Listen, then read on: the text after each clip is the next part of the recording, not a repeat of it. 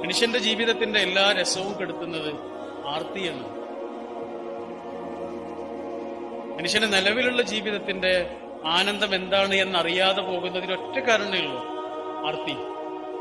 ഭഗവത്ഗീതയിൽ ആർത്തിക്ക് പ്രയോഗിക്കുന്ന ഒരു പ്രയോഗമുണ്ട്, ഉപമയുണ്ട്.